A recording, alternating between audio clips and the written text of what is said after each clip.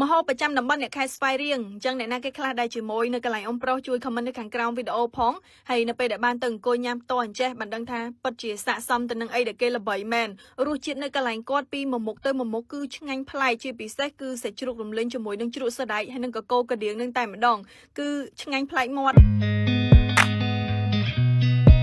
បើសិនជាបានទៅដល់ខេត្តស្វាយរៀងហើយគឺអត់គួររំលងជាមួយនឹងម្ហូបប្រចាំតំបន់របស់គេទេហើយនៅទីនេះគឺគាត់មានលក់ម្ហូបច្រើនមែនតើពុកម៉ែបងប្អូនហើយសម្រាប់អ៊ំប្រុសវិញគឺគាត់លក់តាំងពីឆ្នាំ2002មកគិតមកទល់ឥឡូវនេះគឺចូលខ្ទង់20ឆ្នាំជាងហើយណាហើយរសជាតិនៅកន្លែងគាត់គឺថាពីមួយមុខទៅមួយមុខគឺឆ្ងាញ់ដូចសម្លកកូរកដៀងនេះអញ្ចឹង Twister ជាលើកទី1បានទៅញ៉ាំទេប៉ុន្តែតិចនិចនៅកន្លែងអ៊ំប្រុសនៅពេលដែលញ៉ាំទៅគឺរសជាតិឆ្ងាញ់ប្លែកហើយសម្រាប់កកូរកដៀងនេះគឺរសជាតិរៀងល្វីងប៉ុន្តែសម្រាប់អ្នកដែលគាត់អត់សូវចេះញ៉ាំល្វីងទេគឺអាចកំងបានអ៊ំប្រុសគឺគាត់នឹងឆ្នៃទៅតាមនឹងអញ្ចឹងណាហើយបើសិនជាចូលចិត្តញ៉ាំល្វីងអីគឺដាក់តាមតំណើទៅរសជាតិចេញមកធានាថាមកអែមជាប់មាត់ហ្មងហើយសម្រាប់ខាងនេះគឺជាប្រភេទសាច់ជ្រូករំលីងជាមួយនឹងជ្រក់សណ្តែកសម្រាប់សាច់ជ្រូករំលីងរបស់គាត់នេះសឹងថាមិនចាំបាច់ផ្ទាប់ជាមួយនឹងជ្រក់របស់គាត់ក៏ឆ្ងាញ់ដែរដោយសារតែគាត់មានដាក់គ្រឿងដាក់អីហ្នឹង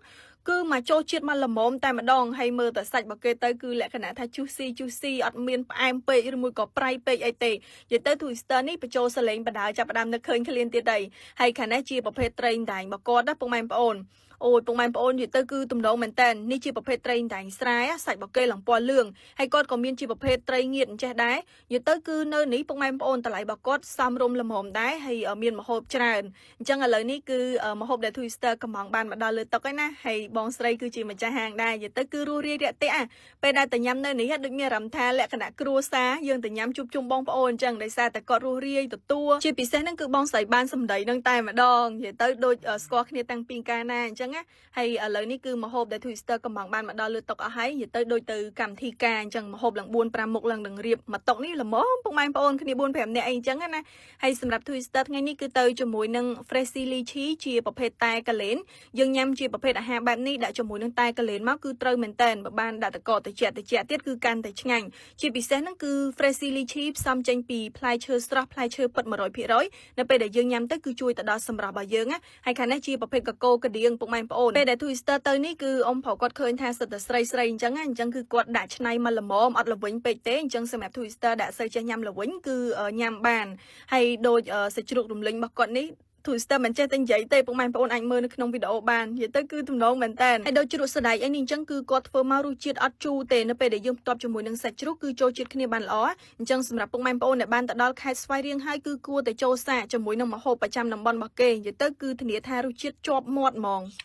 មានអារម្មណ៍ថាវាឈ្ងុយមួយគ្រឿងកក់ម្លិញហើយវាចូលជាតិគ្នាមួយជ្រក់ស្ដេចដោះនេះគឺឆ្ងាញ់ហ្មងស្លកកូរកដៀងនេះលើកទី1ដែលបានញ៉ាំហ្នឹងណាអត់ដឹងថារសជាតិមិនទេតែក្លិនមកគេឡើងឈ្ងុយឈ្ងុយអង្គលីងរសជាតិល្វីងល្មមឯងបងប្អូនអរគ្នាហើយឈ្ងុយអង្គលីងនៅក្នុងហ្នឹងហ្មង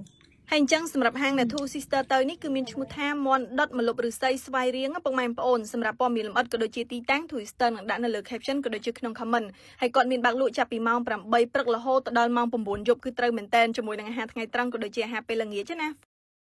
បាយ